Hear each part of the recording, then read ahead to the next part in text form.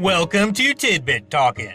This series is just spewing out assorted thoughts about boatloads of entertainment media. Some ideas are serious, others not so much. There will be spoilers for the series currently featured, but generally only vague references to any other connected ones in a shared universe. Now, with all that out of the way, here we go.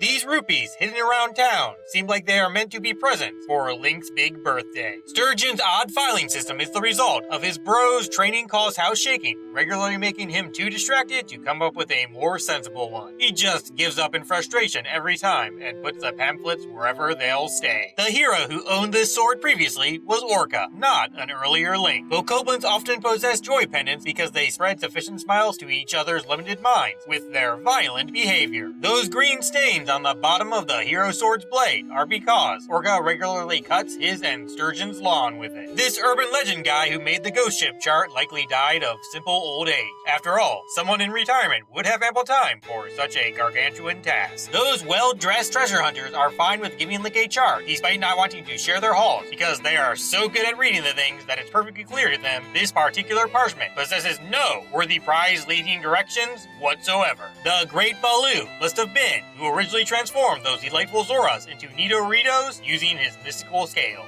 Those fantastic fish folks were quite capable of handling their own magic semi-skin after all, which could be applied to other species, so it makes sense the reverse works too. Anyway, Sir Scarlet Soaring shuts off the possibility of making those guys fully feathery from birth, since Hyrule's king would want his kingdom properly restored at some point, and that includes bringing his aquatic pals back as well. The aforementioned tribe would be far less inclined to magically morph back if flight was completely natural after all. Them and their new wings would simply be too attached. Medley thinks Link's hat is weird because her species noggin covers are all designed around fitting former fish form heads. Ganon and co are trying to steal Valu's tail because they want his magical scales, but aren't sure if such things work if he's dead. If they require vitality for functionality, then forced labor would ensue. Really, the whole situation is kind of a darkly epic cereal mascot plot.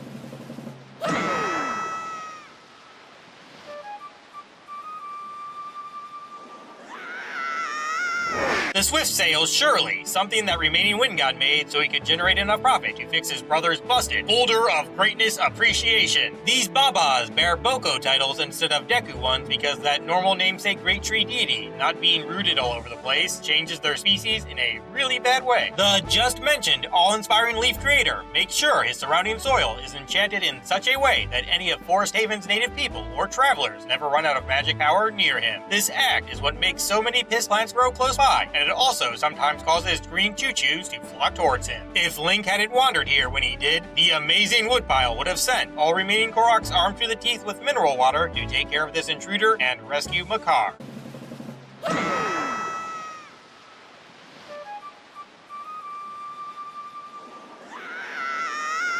Octos managed to evolve in a general bigness granting sort of way because the rare oversized mutants who popped up on occasion were capable of flourishing in drowned Hyrule, since their greater metabolism could be satiated easily when there weren't many other predators around anymore. This is especially true because not only would they have more fish breeding and whatnot happening that could result in lots to be bunched on and all that drenched haze, there would also be plenty of Wolfos corpses and what have you for their snacking pleasure too. Ganon's endless rain curse can't cause true epic flooding like what that desperate Hyrule creation goddess magic did, because it's not actually generating a storm out of nothing. It's merely transporting regularly built up atmospheric junk back to normal cloudy sky places once it touches ground sea. Sorta a weather wizardry loop, if you will. Sharp-shaped statues combined with Link's weight while he's holding them can open doors, but doing the same with horny ones can't. This must be a part of his holy being originating task. Something about evil only being kept in check a certain way. Said deities also probably don't want to redecorate. Tackling the Tower of Gods requires items from all three Pearl area's local dungeons. This is to make sure that it's truly the hero who's shown up and not somebody who skillfully swipes said shiny smooth stones from their usual owners.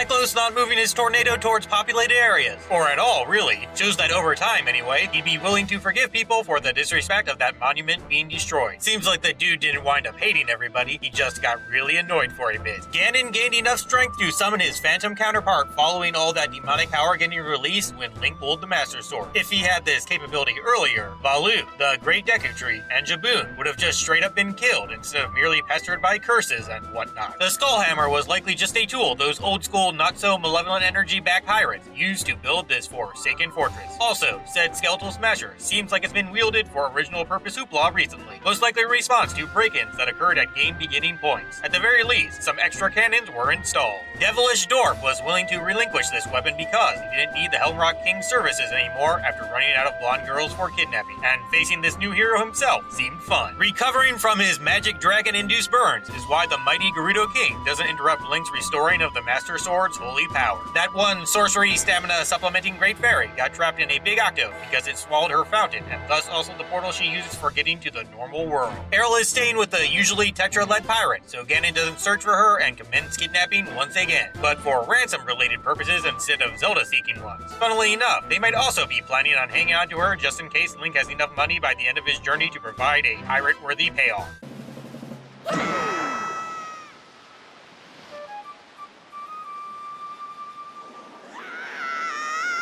The power bracelets and iron boots are hidden behind barriers backed by great fairies, aka some mystical folks who would be aware of old Hyrule and used to be all royal family connected because, after some modifications at least, these tools could let one reach below a certain similarly named sea. Specifically, if someone who didn't have to worry about underwater breathing wielded them, like a Goron, mountains could wind up moved and or just straight sinking down action might occur. Orca would have conceptualized this hurricane spin as a way to one-up the legendary hero's fabled great attack. He figured its basics out after sensing the Night Crest's magical power upon holding one, including that pulling off such a feat would require 10 of them. Beetle acting like a different person in his Rockspire Island shop is him wanting to avoid explaining why he doesn't have such grandiose merchandise at every spot. Areas like this magical blowdown golf place are both tests for the emerging hero and also distraction for those delightfully superior fairies who made these things for said person's training or whatever. On a related note, the generally better sprites do creepy appearance, so folks don't seek them out solely because they heard about giant naked ladies who grant treasure. Looking all ledger off-putting really helps them finish important work like that last bit because it results in much less not world saver folks getting all up in their faces while they're out and about. Also, having not so crisis stop concerned people steering away from their children and bottling those folks up less is a nice bonus. Kaleidoscope guy must have bought his treasured possession on one of those rare item having shop ships that's run by a masked man who's totally not Beetle, hence his overwhelming excitement. Also, dude's all the way on the known Great Sea's edge because he's afraid somebody with one of those useless telescopes will get jealous and steal his precious. Fishman map guy must have been tasked by the King of Hyrule to find those Triforce shards and scribble directions leading to them. Instead of just giving the guys out directly, they're stashed at places with extra security so he doesn't get held hostage by nefarious people. Also, things are done like this just in case the hero doesn't show up until he's long dead. See, even if he's immortal, in an ageless sense or whatever, someone might kill and eat him because tasty seafood. The need for translation is also some more super protection, since typically only chosen heroes are patient enough for such nonsense. Anyway, Captain Fins and Grins makes regular maps now because he experienced enough joy with his royally mandated tasks to make it an actual hobby. Those submarines, of course, were made in an attempt to reach the land of Hyrule by some desperate first Great Sea settlers. They would later be utilized by Ganon's forces to reach him. Sometimes, though, folks just seeking treasure would take joyrides. These reefs were mounted with cannons and fancy box-contained distracting delights by magical-in-the-know folks such as King Daphnis Nohantz in Hyrule, because some particular mountaintops are high-alert areas where one determined enough might actually be able to reach that wacky ancient realm with a dive-capable boat or whatever. Such elevated platform things were made by Ganon's forces so they'd have a place to hang out during breaks from surveying the world for any blonde, long-eared girls on passing ships. The directly on land prize pieces were guarded with convoluted puzzles and or harsh battle gauntlets, not just to protect these things from demons, but also so no idiots could wander around drunk and grab them by accident. Anyway, all these obstacles must have been set up by the first Royal Guard descendants who started that pirate crew line Tetra is part of. Clearly, those treasure hunters' leader is just the Zelda universe incarnation of Wolverine. This isn't just some sporty contest, it's R&D for figuring out a way those nifty Rito people can better move through the air. Plus, it might be for forming a potential backup plan just in case Valoo becomes unable to help everybody out at some point. Bombs were so expensive before because they got reserved for this guy's extra business as part of a promotional scam. Also, neat thing, this spectacle named but not a rock place is near Ganon's lair. Blue/yellow choo-choos have electricity barriers because they are caused by fusion/cross reading between green and red ones. Whether or not the result is useful for potion making must have to do with which half is dominant during merger junk. Also, their particular electrical current may turn all rupees that come into contact with them yellow over time. Cabana Door Person over here is alive because he was created with wood from a great Deku tree. Mila's convoluted path to steal that save's content is so the girl can honestly claim she saw a sunlight-seeking disco dancing dude acting weird that night and turn him into a scapegoat. Bomb Island Merchant almost recognized this new Link as someone of significance.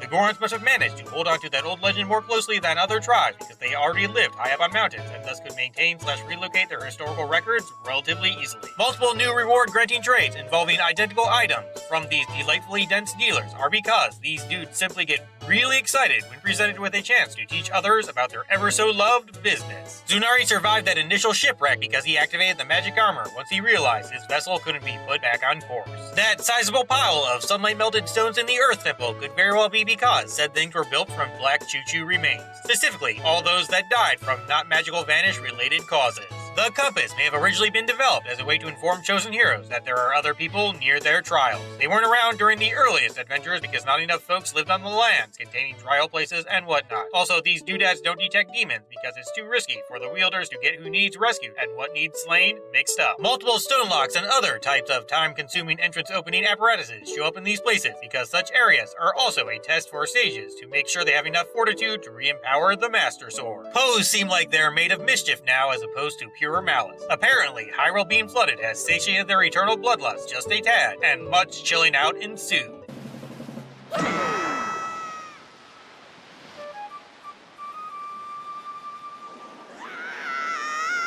Link is able to hear Makar's playing when the other Koroks can't, since they don't have those huge Hylian ears. Kokiri don't breed traditionally. The Great Deku Tree merely makes new beings based on the same sorcery-strengthened sapling set. Hence, the blood relation going on between Toon Twig and this eternal child here. The King of Red Lions is hesitant to dwell upon Makar's role too much because dude's been thinking about turning every Korok he's ever seen into an additional Popart since beginning this journey with Link. Royal people are quite used to having much more grandiose surroundings. After all, there are fairies in the Wind Temple, but not its earthly counterpart because they can't stand undead creatures.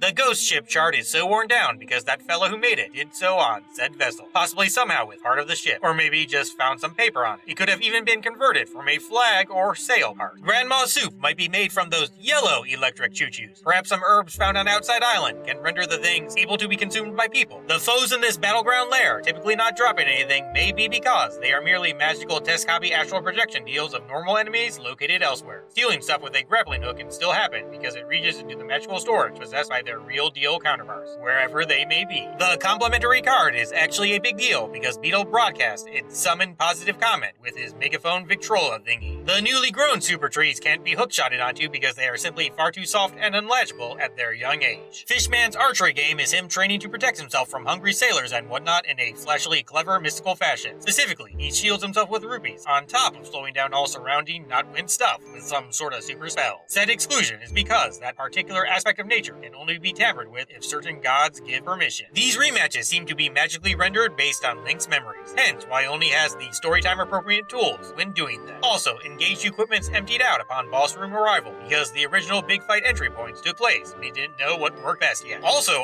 Homerock King isn't battled because the thing that kidnapped his sister frustrates him too much to dwell upon it in self-salvageable detail. These light arrows would have been stored by the Fairy Queen alongside those other more temperature-altering ones because a certain delightful royal family knew how useful they were in the first battle with Ganon. She can't gift Link them earlier because some guy's phantom form is siphoning her power. It's only when he's beat down quite a bit that she can summon them once again. Puppet power personifying pig could very well be a form/familiar constructed so the main dwarf can simultaneously distract foes and mock those him-forsaken gods for all hardships he faced in life. Every precious portal pot was likely made by Ganon during prison confinement flea-related experimentation. Those crazy minions spread them throughout the Great Sea to help facilitate his initial escape and also keep up with where that new hero is currently headed. The Pillar of Darkness used to lead into the Forsaken Fortress does kind of resemble their smoke. That whole living in an unbearable desert may have been what inspired Ganon to dabble in rain-creating magic, which he unfortunately couldn't get the hang of without stealing water from other places. Granted, while he generally doesn't hesitate too much when it comes to leaving societies in ruin, using said sorcery might have attracted the attention of an overwhelming army or two if anybody found out what was was causing any unnatural droughts during a time when he wasn't so all-powerful. By tapping into the Triforce of Courage's energy, King Daphnis Nohansen may have been able to upgrade his stone spell skills from simple sneaking stuff to a portal creation deal.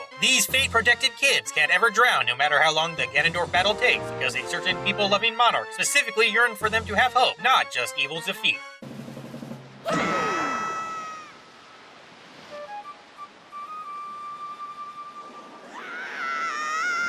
That triumphant music-filled bittersweet story of good confronting evil features a child champion image instead of grown-up Link, because this timeline Zelda couldn't see Hyrule's savior as anything but some unfortunate kid who got ripped away from his much-deserved happy life. This hero shield would mostly be based off stories of the Hylian one held by OOT Link. It got its round shading because chatty folks mixed up certain prominent bird imagery with the first thing's background color. The different evolutionary path that allowed choo-choos to thrive in this ocean-covered world made them unable to be drank straight up like their Twilight counterparts. Seems like they needed greater thickness so no water diluting action could occur for survival in this reality. Nico got across there to where this bomb stuffed chest is, despite never passing the only rope swing test because Tetra gave him one of her familial treasures, certain hovering boots, and this resulted in Wimpy Pirate succeeding shenanigans. Said things were of course greatly modified over the years. That crafty Sheikah tribe may have built the Tower of Gods following being unexiled by Hyrule's royal family after their magical tech seemed needed without a certain chosen hero around. Sort of a last-ditch effort at stopping Ganon before turning to deities who may take drastic measures to stop things. Link's beloved Master Sword got moved into Hyrule Castle's basement because Ganon already broke into the Temple of Time at least once during this particular history. The evil dislike Blade's weakened state isn't caused by a lack of sagely prayer, but rather Fee grieving for her master's true disappearance. On that note, the sages invigorating this Blade once again is actually them helping her work through her grief and accept a new soul-having master. A fairy queen in TP's timeline would have helped that one windy sprite possess the Gale Boomerang. Ganon sent extra enemies of the floor mastering variety after Makar because he hates anyone connected with Kokiri ever since that one forest kid defeated him centuries ago.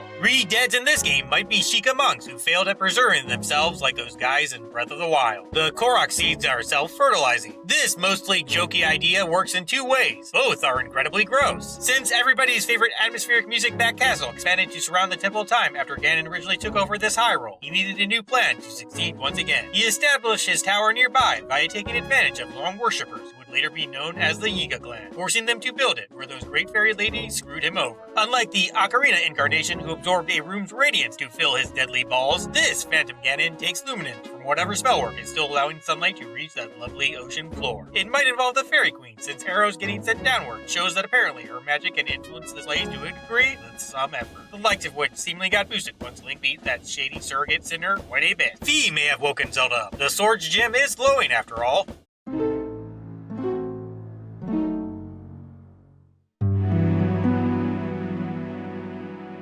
Endings are a pain, but all of you are fantastic. See ya.